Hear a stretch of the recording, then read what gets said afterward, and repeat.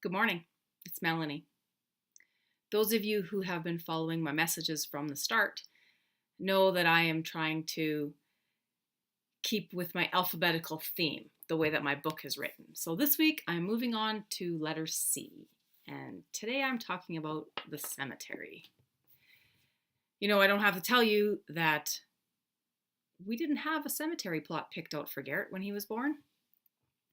And so I spent my 35th birthday shopping for cemetery plots with my dad. And when I think back to that day, it was just so surreal.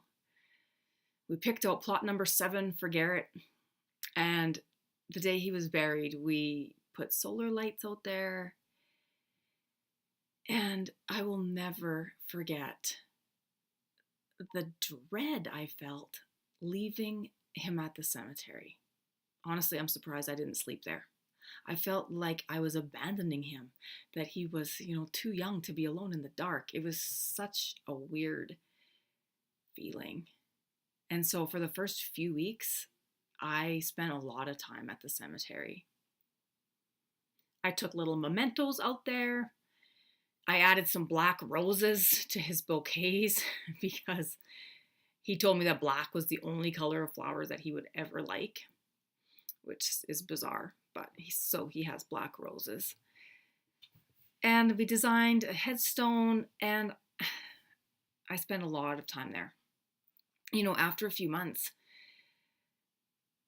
the cemetery was not making me feel better. And so I stopped spending as much time there. And honestly, I started to feel guilty about it. But I finally realized that spending as much time at the cemetery as I was focusing on the fact that Garrett died, not on the fact that he lived.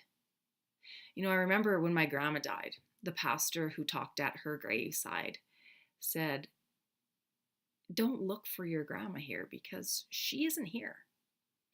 She is alive in your hearts and in your homes and in heaven, and you will see her again. But she isn't here." So I realized that I didn't have to spend time at the cemetery to honor Garrett's life. It used to make me sad when I would drive through a cemetery and see a grave with some ratty old flowers at it. And I would honestly think, well, that poor person, nobody loves him. Well, I assure you, Garrett has lots of ratty flowers. And it isn't because I don't love him. I still spend time there because it is a beautiful and peaceful place. It just isn't something that I need as often as I used to. But this might not be true for everyone.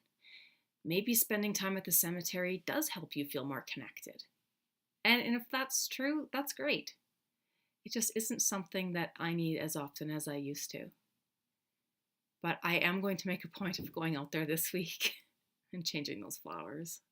Thank you for being here, and I will talk to you next week.